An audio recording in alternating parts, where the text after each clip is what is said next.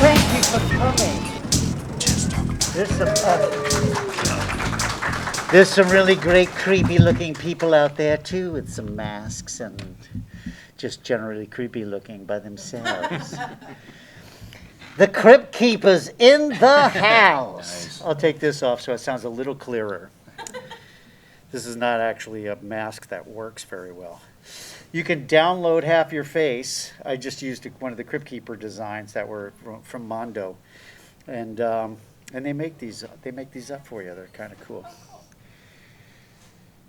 This one they had at the Bordello of Blood premiere instead of the one sheet that they give you that tells you who made the movie and all that stuff at the screening for the press. They made these up, and it's fallen apart over the years because people have tried to steal it. Oh, and but I use it to photobomb people, just for fun. Here's your host. Hi, I'm Jay, and thanks for being here. The pleasure's all mine. Pleasure's all mine. So right off the bat, I read that you started off your career as a stand-up comedian, and that's really interesting. Like, it's funny that what people conceive as my career, as a stand-up comedian, but really I struggled in New York for as a theater actor long before that. Had studied acting in college at Towson University in Baltimore, where I grew up. There was a lot of, Dwight Schultz and Charles Dutton and John Glover, a number of other really good actors had come out of that program. And I was like, this is a really great place for an actor to study. Of course, no matter how serious I was as an actor, I always was dragged into these comedy situations. In fact, we had our own comedy group called Animal Crackers that was kind of like Baltimore's version of Second City. Oh, wow. And it was quite popular in Baltimore while I was in college. And then the guy who was the head of the department where I went to school, was always being asked to direct. He was, he had come out of the group theater where, some of them were card-carrying communists and, studied with, Harold Clurman, and all these really, amazing playwrights and people from the group theater, eventually became the Actors Studio and that kind of stuff. And some of the people from there.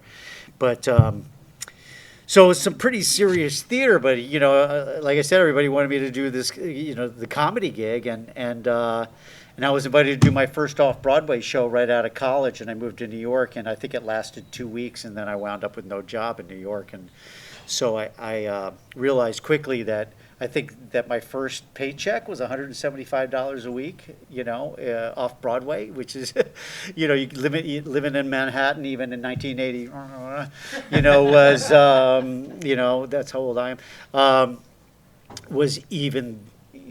that was terrible. I think I had to share a one-bedroom apartment with 3 other people, and so then I quickly found that street performing was a way to make an extra living as an actor.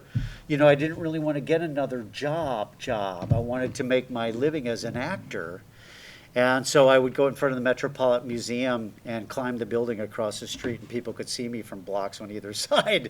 And I'd hang a banner. Now, like the banners they put in front of the Metropolitan Museum would be like Van Gogh exhibit. And across the street would be John Kassir now appearing on the steps, Nice. And so I would cross the street and start my act and get quite a good group of people coming out of the museum. In fact, on Sundays, they'd empty the museum at 5 p.m. and I'd be waiting there, and like 500 people would sit on the steps, and I'd pass the hat, and I was surviving off of that.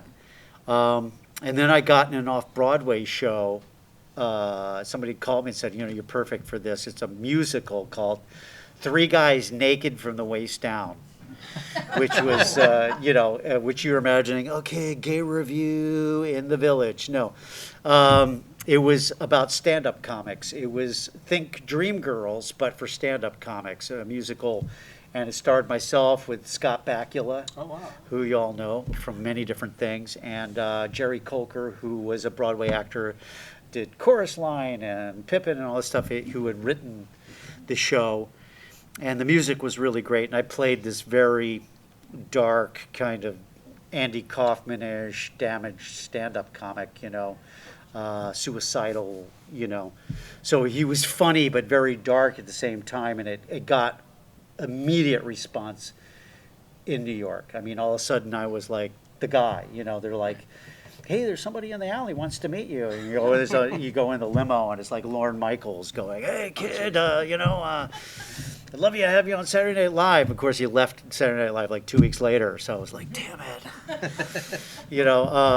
But it literally launched my career. People saw me in that show from Star Search. Do you all remember the show Star Search? And, which was the original like American Idol or, America's Got Talent kind of thing. And in their first season, they had really well-known, what we would know if you went to a comedy club, well-known comics. There weren't as many venues for you to see comics on TV unless they were on The Tonight Show or, one of those shows. I don't even think David Letterman may have been on at the time yet. Maybe he was, but in his earlier years. And so they asked me to come on the show, and I'm going, what, is a singer? Here I am, in a musical, but they had Sam Harris, who was killing it on that show, And I'm like, I can't compete with that guy. They're like, no, we want you to come on as a stand-up comic. And I'm like, well, I'm not really a stand-up comic, right? This is a part that I'm playing in the show. And they go, well, you win $100,000. I'm like, fuck, have you seen my act? Shit, I'm going to go, work on it in the club right now, So, because I had done sketch comedy with Animal Crackers and stuff in some of the clubs in New York, I could get a spot. Like Richard Belzer, who I had opened for with the comedy group, back in Baltimore and stuff, was like, I'll get you, here, babe, I'll get you, a spot, And so I started working in the club, and there I was on Star Search, They're like, well, you have 2.5 minutes. So I was like, oh, okay, I don't really need material. I need, to do what I do. So I do like The Wizard of Oz in 2.5 minutes. It's a twister, Dorothy. I'm in. As coroner, I must kick her. I thoroughly examined her. We represent the lollipop. Oh, Rio. What's them? That's the castle of the Wicked Witch. Oh, Dorothy's in that awful place. Oh, I hate to think of her in there. Fellas, we've got to get her out. I got a plan how to get in there, and you're going to lead us. All right, I'll go in there for Dorothy. Wicked Witch or no Wicked Witch. Gods and all gods, there's just one thing I want you fellas to do. What's that? Talk me out of it. And I just kept winning. Thank you. So, you know what I'm going to do? I'm just going to move over here a little bit. That gives me plenty of space and take off my mask. And, I kept winning, so I kept having to come up with these bits. And I mean, I was pulling stuff out of, like, the talent show from high school that I had been doing with my friend Fred, where they'd roll me out on a dolly and I'd be in a 3-in-1 machine, like an orange juicer or a washing, And I just get, so I wound up in the semifinals. And against this young comedian named Rosie O'Donnell. Oh, jeez.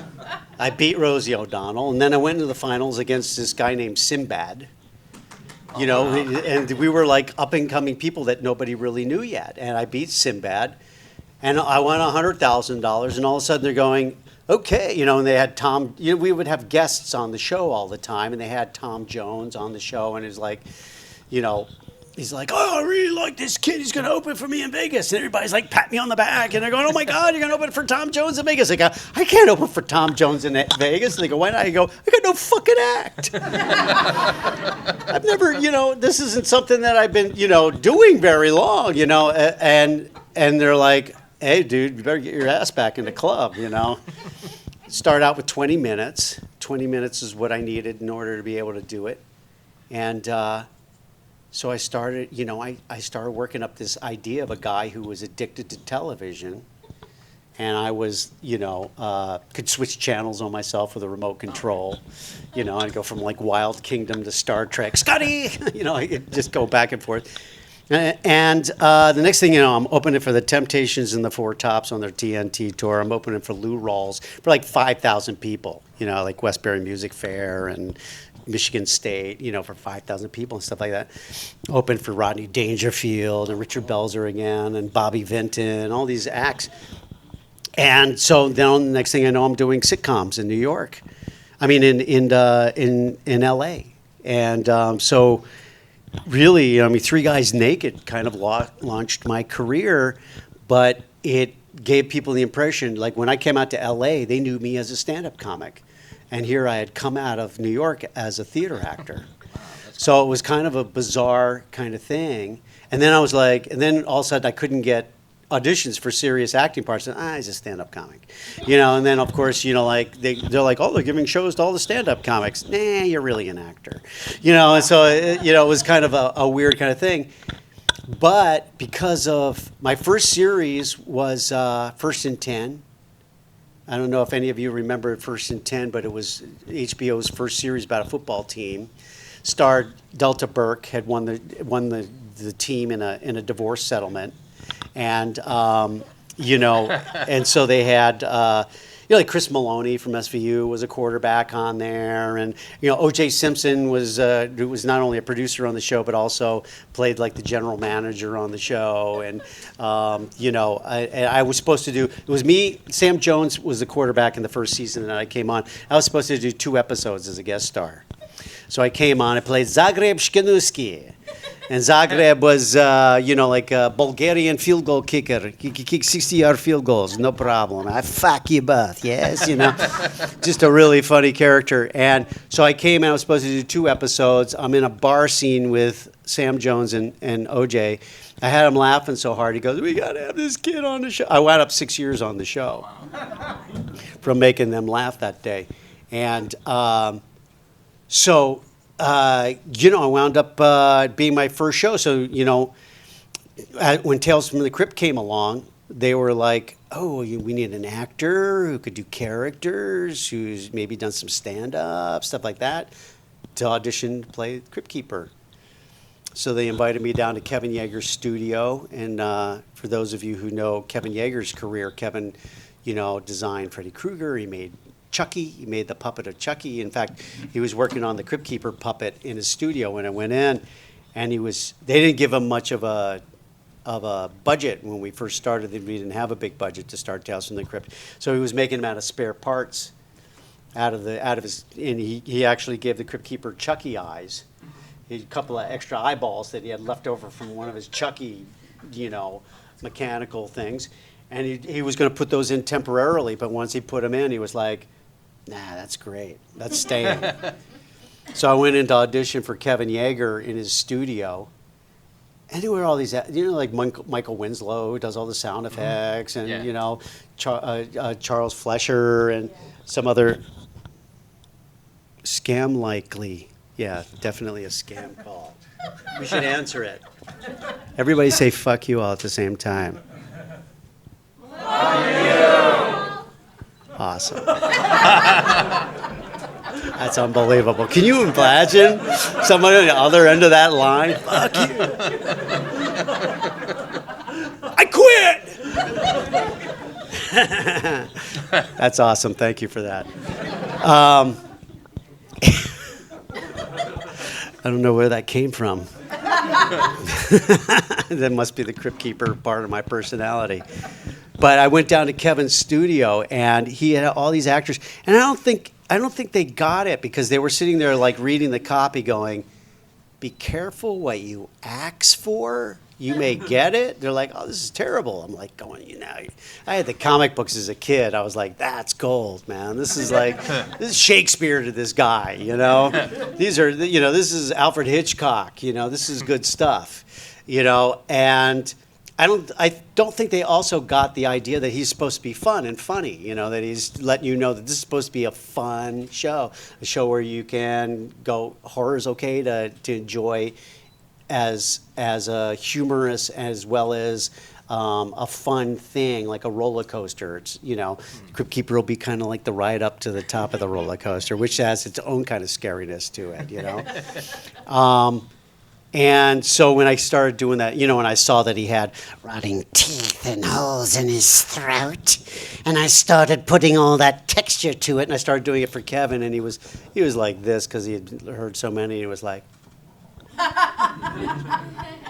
and he's laughing, and I start laughing. They go, great, the Crypt Keeper laughs at his own jokes. This is awesome. And I start doing it for him. Like, be careful what you ask for. You may get it. And he's like, oh, God, this is great. He literally, and I just found this out recently. We did a podcast together. And just recently, he told me he went to the producers and went, this guy nailed it. He goes, if you don't hire him for the voice of the Crypt Keeper, I'm not doing it. And I'm talking about like the big producers like Joel Silver and Dick Donner and Walter Hill and Bob Zemeckis and David Giler, and they were like, okay, bring him in, let's hear him.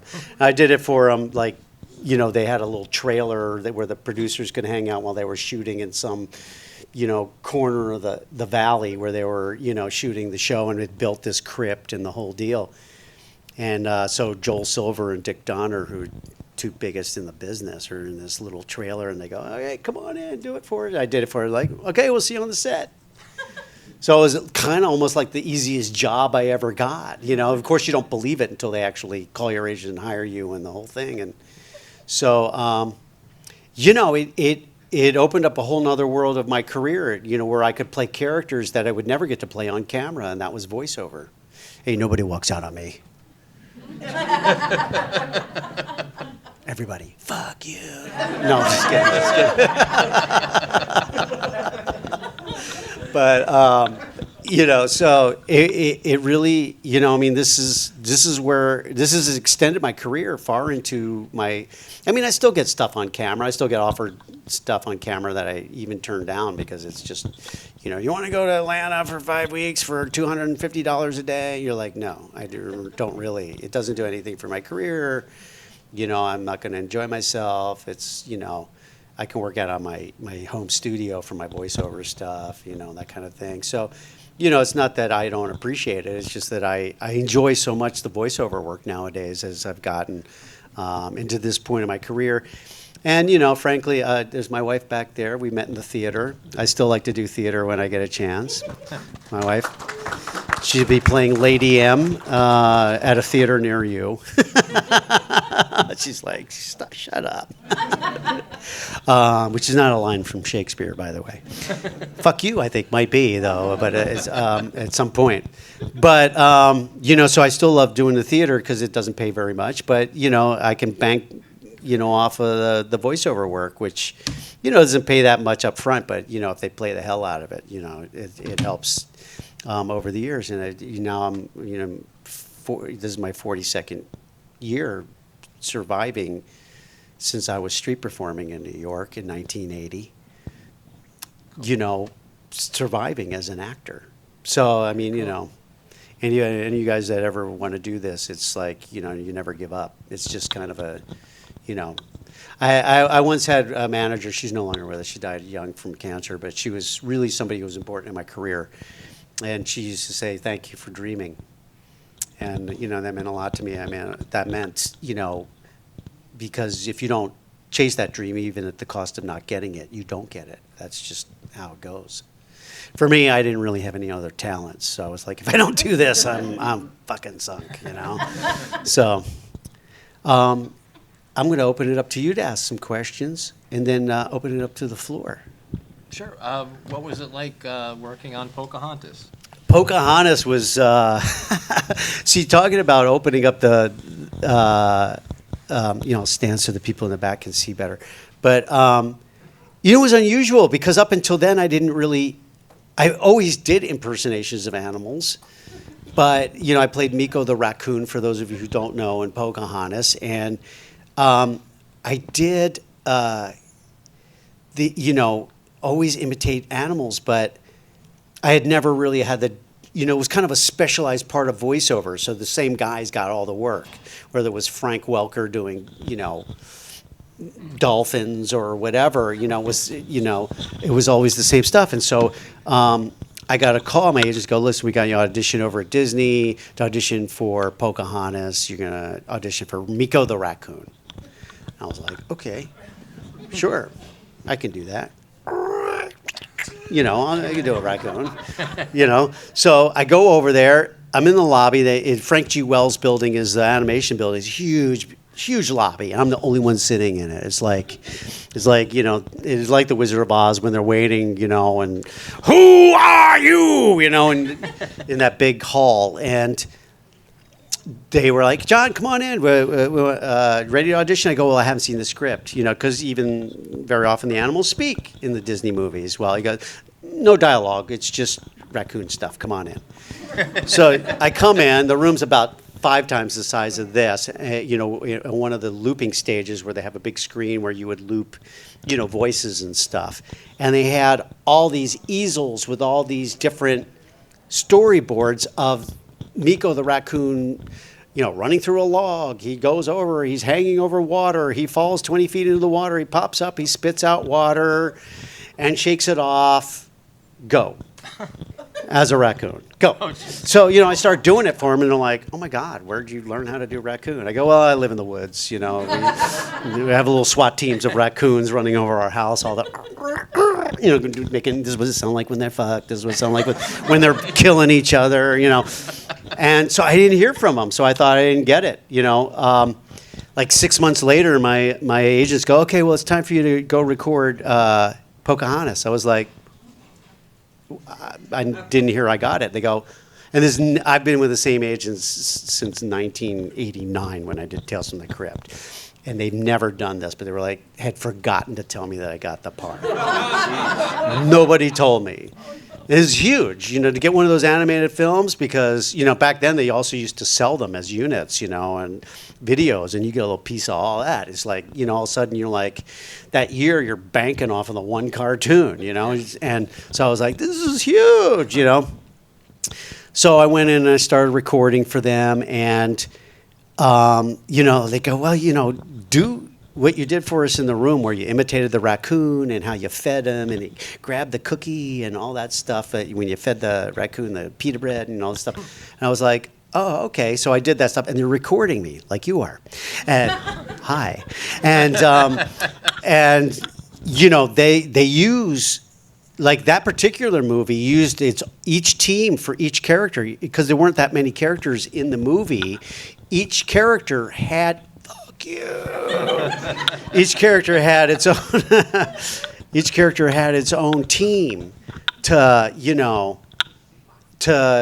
animate each character. So in fact, if you watch the credits on Pocahontas, you'll see that when it comes down to Miko, it'll have my name in there as opposed to like the list of voiceover actors. It'll have who animated them, who storyboarded them, all this stuff, and me as well with the voiceover guy in it as one thing, which was really great. Because, to make a character like that, it's, a collaborative thing, This is one of the fun things about doing voiceover, how collaborative that is, as opposed to, acting on stage or on screen, It's a collaborative art, and everybody's job. Yeah, everybody goes, oh, you could do the Crypt Keeper without without the puppet and stuff like that. We're so used to hearing your voice and stuff like that. But, really, it was Kevin's design that even inspired the voice that I came up with. And, obviously they picked me for the personality and the stand-up comic that I could bring to it. And if you watch the show, as it evolves, it becomes more and more me, doing Stanley Kowalski in A Streetcar Named Desire, Stella, and this kind of stuff. And, they were infusing my personality into the Crypt Keeper as they went along, which was great. It freed me up to play something. But, Pocahontas opened the door to a bunch of other animal characters over the years, whether people are always going, well, what did you do on The Simpsons? I did Santa's Little Helper sometimes, and then I did other characters, always animals. They thought of me whenever they needed some weird animal that was in love with Homer or something. They're just like, can you do a donkey that's in love with Homer? Sure, why not, Stuff like that. So, but that was my experience with Pocahontas. It was pretty cool. pretty Nice. cool. I'm hoping you have a funny story for this, but what was it like playing the Atom in the Justice League pilot? Oh, it was brutal. No, I'm just kidding. For those of you who don't know anything about this, and most of you probably don't know anything about this, they back in 1997, before a lot of you were born, there was an attempt to make a TV show based on the Justice League. And they go, okay, well, we don't have Batman, we don't have Superman, but we do have the Green Lantern, we got the Flash, we got the Atom, we got Fire and Ice. So their concept was to make a Friday night show you could sit down and watch with your kids. That was kind of like Super Friends. And for those of you that are into superheroes, which is probably not most of the horror community, but there are people who are, this is going to be like Super Friends, and it's something you can watch on Friday nights with your kids. And let's call it Friends Meets Superheroes. So it was about, these 5 superheroes who were, had personalities that were flawed. Like I played Ray Palmer, who was the Atom. I could shrink down and stuff like that. And he was, shy, especially around women. He was a scientist. He was a bit of a savant. He was a bit, this kind of thing. And then like the Flash, played by Kenny Johnston, actor Kenny Johnston, he always plays. I mean, if he were an animal, he'd be a golden retriever. He's got that kind of personality, But he was like, hey, I got a job working, as the Flash, he'd go, I got a job as a mailman. And then he'd get fired the next day because he'd deliver the mail too fast to make the other mailman look bad. So they'd get him fired, stuff like that. But everybody, Green Lantern was a commitment phobe. It was all these different things. So we made the show with Warner Brothers, and they couldn't afford to give us, when we turned into the superheroes, we'd be all buffed out.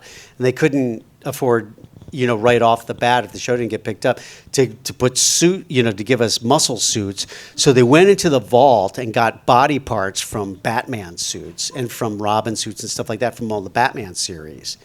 And so, like, I had Val Kilmer's upper body and Chris O'Donnell's legs. Oh, wow. By the way, the package was all mine, just so you know. The package was all mine, if you ever see the pilot. And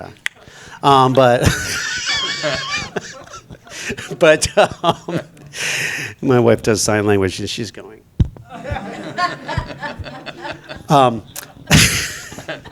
But none of it fit. Like my knees are in the wrong place, It's like, that's why I was saying it was brutal, because it like beat up my body so bad.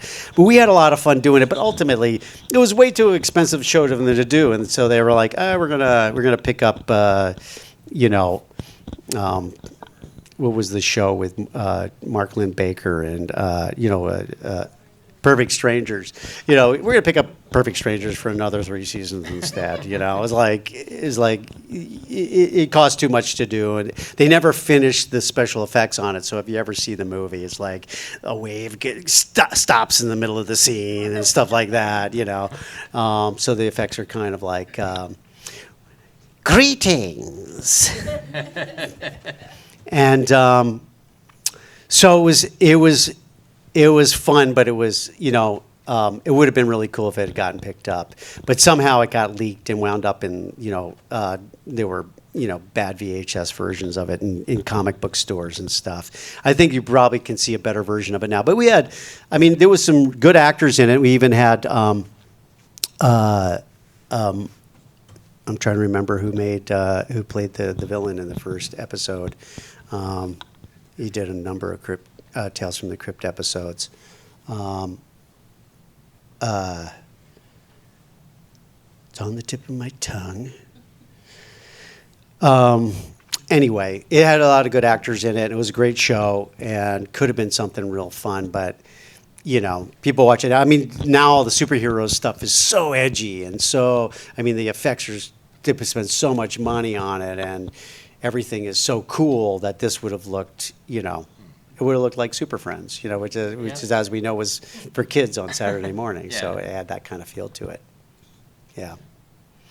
Did we want to turn it over to the audience? Yeah, let's open it up to the audience if anybody has any questions. No need to really use a mic because I can hear you pretty good from here. Anybody? Yes. Dawn of the Dead. There you go.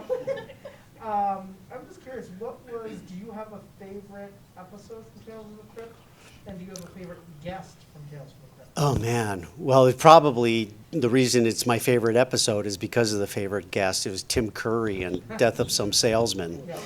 You know, where he played the mother, the father, and Winona. Which is he was nominated for an Emmy for that, and a lot of cable stuff wasn't nominated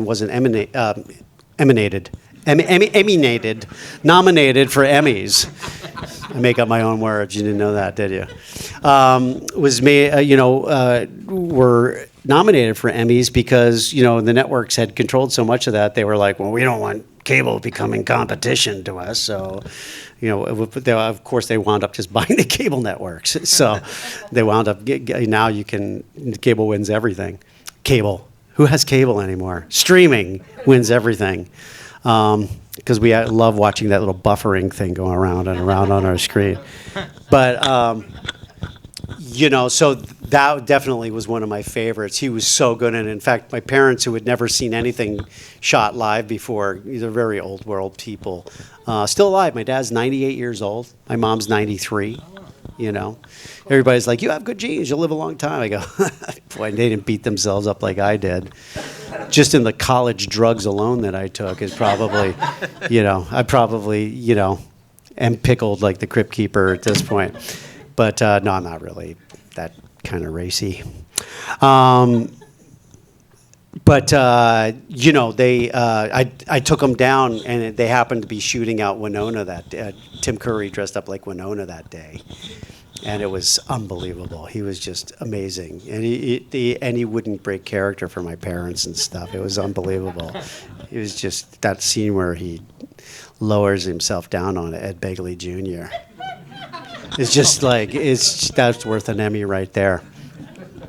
But I loved Ventriloquist's Dummy, with Don Rickles as a ventriloquist with Bobcat Goldthwait. And Morty, is one of my favorites. And, of course, Oil's Well That Ends Well that I starred in.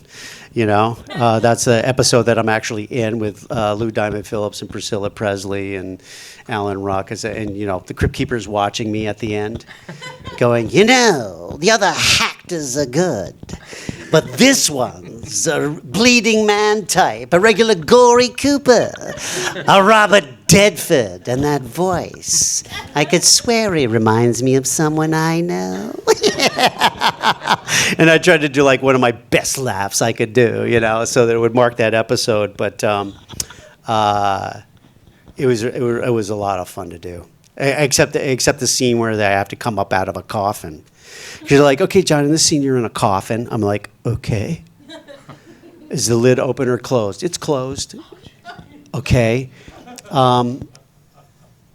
Lou Diamond's going to put some dirt on top of it because he's got to dig it. The last few digs. Wait a minute. So I'm in a coffin. It's a metal coffin. It's closed. And I hear the dirt being thrown on top. And I'm like... roll camera! Like you don't say that as an actor. That's the director that does it. Like, roll camera! I'm like, and then I had to act like it was cool, I'm just like, and obviously it was an homage to the Crypt Keeper popping up out of the beginning of the show. But I was just like, are you kidding me? I got to be buried in a coffin for a couple of minutes? Well, it was pretty creepy. Pretty creepy. Yes. I want to know what your reaction was to the episode of the Crypt Keeper's origin. Oh, I love that. And Kevin Yeager directed that episode. Yeah, and his brother stars in it. Oh. Jeff, who's a really good actor.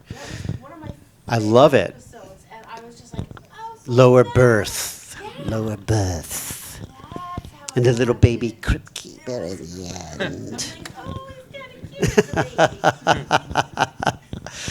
I had never imagined that he had died that young. It was like when I was trying to create personality for him, I was like, I don't know, maybe he was like an actor in a Shakespeare troupe, and he died, and just, he was a zombie who lived through all of it and just always played, Falstaff with one of the funny characters, And so now he's, found a way to tell his own stories.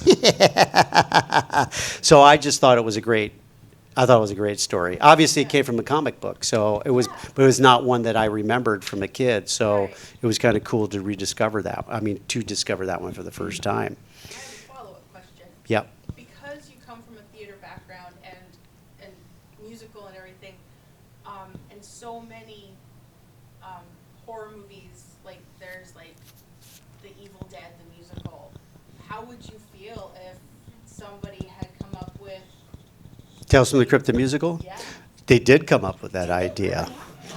Yeah, they wanted to do a Broadway show where it was like 3 stories, like like the '70s movie, and the Crypt Keeper would host it. You know, when the Crypt Keeper, originally when they opened the Universal Horror Nights, they had they had licensed the Crypt Keeper to be the voice to be all, and it was a nice paycheck every Halloween, for a couple of Halloweens anyway, until they decided, oh, we're popular now, we don't need you. I was like, just what you're charging in parking for the next half hour, you could pay my salary, but the Crypt Keeper's voice would be all over the park, telling you to walk down this lane, get in that line, that kind of stuff. But then they have like the stunt show, where the blood winds up all over the audience and everything throughout the show. But it's like it replaces the stunt show that you would see when you go to a regular Universal day or whatever. And the Crypt Keeper would pop up, and they had some, hand puppet version of the Crypt Keeper that would pop up on something that I pre-recorded. It was really cool. So they go, we could do something like that on Broadway. It would be really cool. We'll get you in there, and we'll do it, and we'll be like, it'll be like, I don't know, The Grinch That Stole Christmas or something like that. It'll be real fantastical, and there'll be 3 stories and this kind of thing. And we had a guy named Jack Wall, and Jack's no longer with us, sadly, because he was like an old uncle to me. Call me, hey, booby, we're gonna tell you the Crypt Keeper's gonna be selling Bud Light. You're gonna love this, Bud Fright, And in fact, he did a lot of the writing for the Cryptmas album. If any of you have heard that, it was so good. It's really one of my favorite things that were done. But Jack was always coming up with great ideas, and that was one of his ideas. But once they let the rights lapse from EC Comics, we were never able to get them back.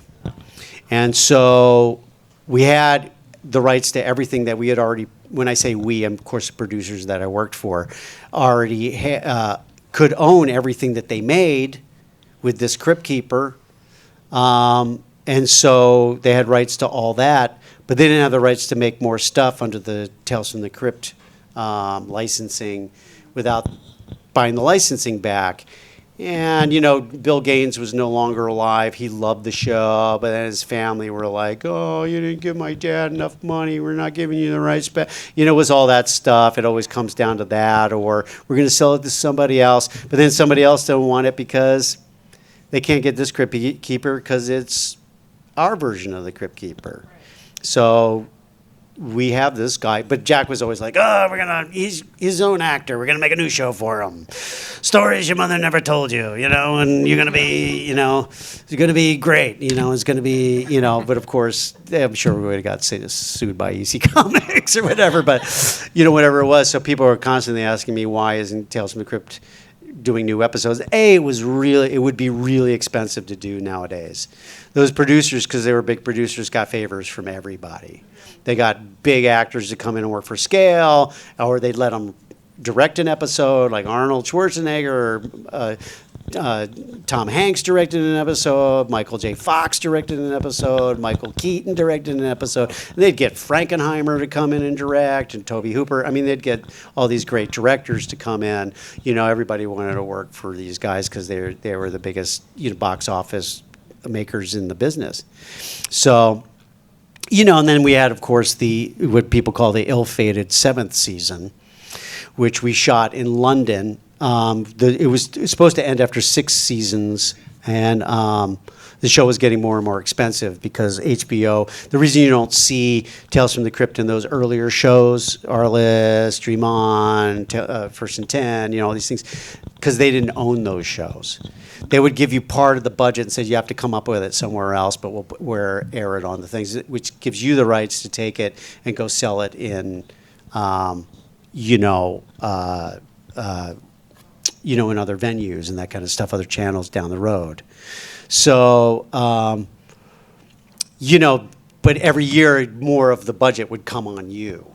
So by the time we got to the 6th season, it was like, okay, this show is really expensive. We're not going to do anymore. But then it was becoming popular over in the UK, and they were like, we want to do more. We'll pay for it. So that's why they wound up doing it. And they weren't the best episodes. But if you go look at it, it has Ewan McGregor, who we didn't even know who he was at the time. It has Daniel Craig. We didn't even know who he was at the time. Emma Samms. I mean, all these actors and actresses that were big, you know, making it over there, just about to start coming up, and we didn't even know who they were. And some of them are some of the biggest box office people in the business. So that was kind of cool about it. But yeah, there you go. That's the. But yeah, we had an idea to do that, and I think it would have been kind of cool. Yeah. You know, some people would go, "Oh, there's not a big enough audience for it," but that's just not true. You know, Crypt Keeper is the gateway drug to horror. You know. It was when I was in high school. All my friends got together, watched it religiously. Yeah. And it is like a religion, horror. But, you know, it's funny because, you know, I say that to people and you expect people to laugh, but a lot of people just go, yeah, it's true. You know, what kid wouldn't walk by the TV set and see some creepy little puppet and not have to sit and watch him, whether he's scared the shit out of him or not? He'd sit there and still have to watch it. And then going, well, I was scared, but now I'm not. Now I love this character, you know. I was on the subway train in New York, and I'm strap hanging, and there's a friend with me, and he nudges me, and this is early on when the show was on, and he nudges me, and he points, and his kid's got a Crypt Keeper doll sitting on the bench, and he's like 5. And I go like, oh, you got the Crypt Keeper. He goes, yeah, I do his voice. I go, really? Let me hear it. For a 5-year-old, it was really good. I was like, you know, I kind of do it myself. He goes, you really? Let me hear it. And I do it, and he's like, mine was so much better. I'm just like, there's no way I could tell this kid. First of all, he probably wouldn't believe me. I could probably show him my driver's license, and he'd still be, it's fake. You know, I'm 5. I don't know what that says, you know. But I just left him with his delusion. Fucking kid. It was better than me. But, yes. This isn't a deep one, but I have to know. Does the voice thrash your throat? Is it hard? You know, people ask me that all the time, and there are definitely voices that thrash my voice worse than this when I have to manipulate, like maybe I'm doing an impersonation of somebody or something, because I am manipulating my vocal cords in a way they're not used to vibrating. But because I created that voice, it's in a place in my voice that's comfortable for me. That being said, it takes a lot of energy that I have to put into it in order for myself to protect my voice. You know, as a Broadway actor, somebody was working on stage, doing 8 shows a week, singing, and a lot of the parts that I did funny voices and stuff like that. You know, I had a voice teacher who taught me how to put my body into my voice. So my body would get tired before my voice did. But, you know, that being said, voiceover session at the most is 4.5 hours, just for that reason, because to protect your voice. Because any voice that you're doing, your voice is going to get tired, especially when you're making adjustments and manipulating it and trying to do it over and over and over again, or like when you're doing video games and you're screaming and dying, you know, oh, you're the guy that dies throughout the entire, you know, game, you know, fuck you, no, and but you know, if you're doing that, those are really hard on my voice. But you know, honestly. Yeah, you know, if I do it long enough for a day or 2 days or 3 days or whatever, it definitely will tax on my voice, but it doesn't naturally tax on my voice as bad as some other voices that I've done. Yeah, because I could see some people are like, they squeeze it off and they do the Crypt Keeper. You know, for me, it's like, it's kind of like sucking the air out of the, sucking it out of the air, which is kind of a cool, fun thing to do.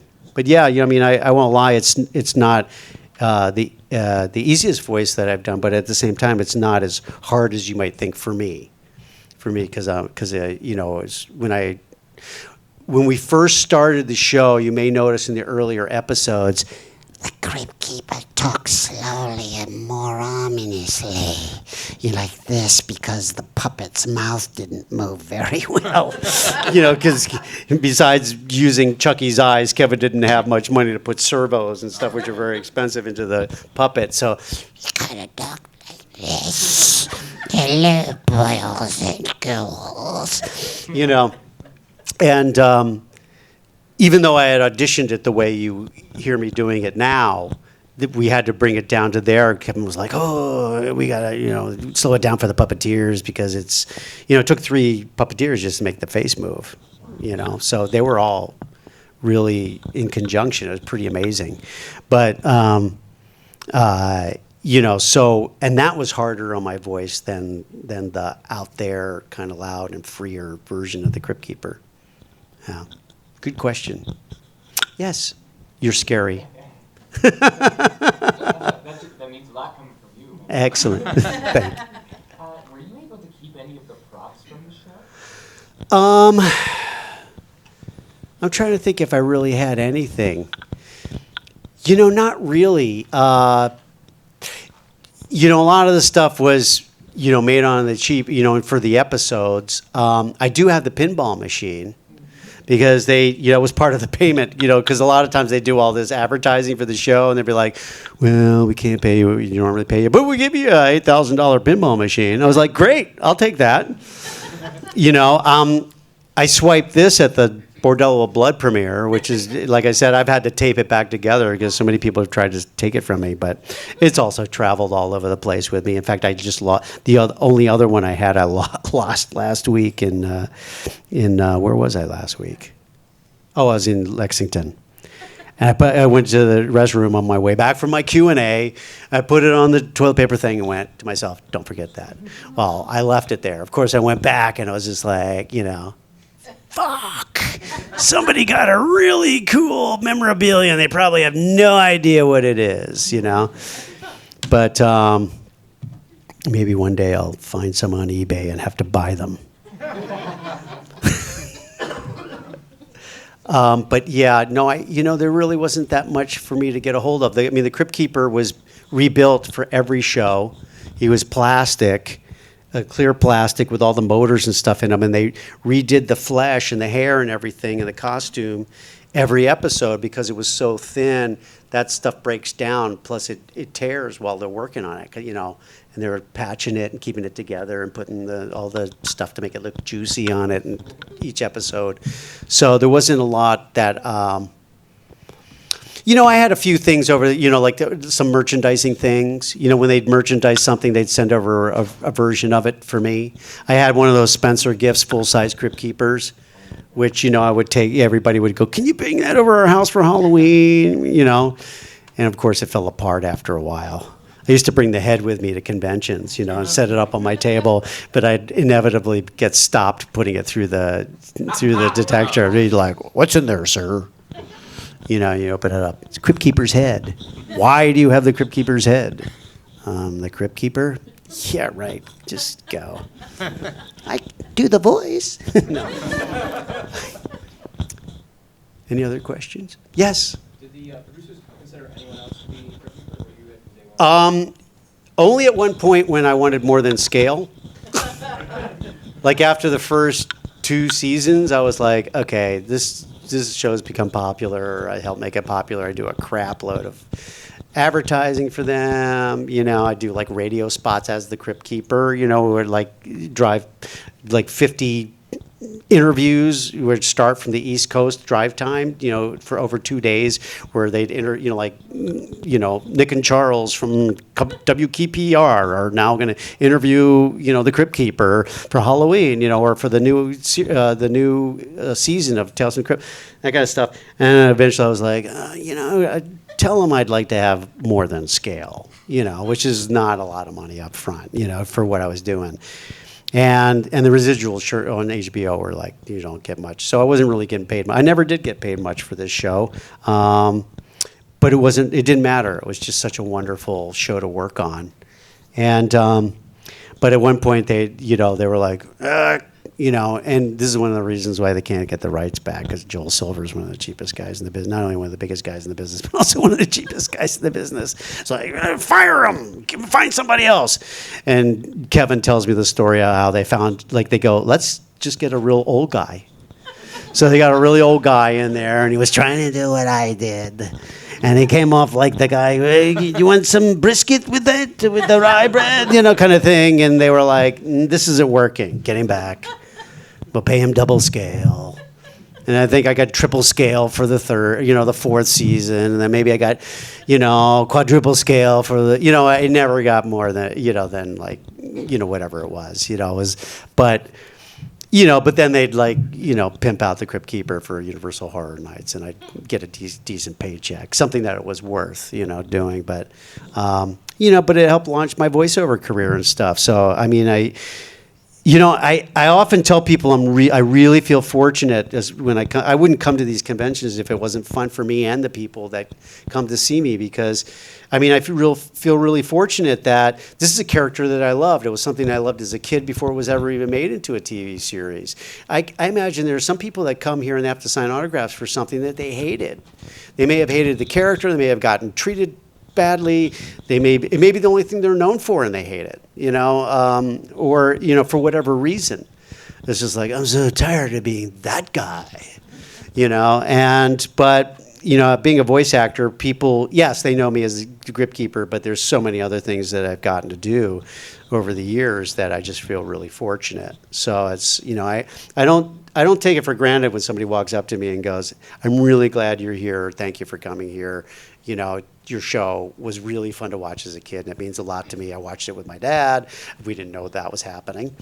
I watched it with, my parents wouldn't let me watch it. I watched it with my grandmother on the weekends, my parents wouldn't let me watch it if I didn't do my homework, or I was scared. My parents made me watch it if I didn't do my homework, I mean, there's just like so many great stories, and none of it's lost on me, because I just think that's such a great thing to be associated with in so many different ways. When somebody says, I watched this, my grandma's not anymore, but one of my fondest memories is watching Tales from the Crypt with her, and that means a lot to me.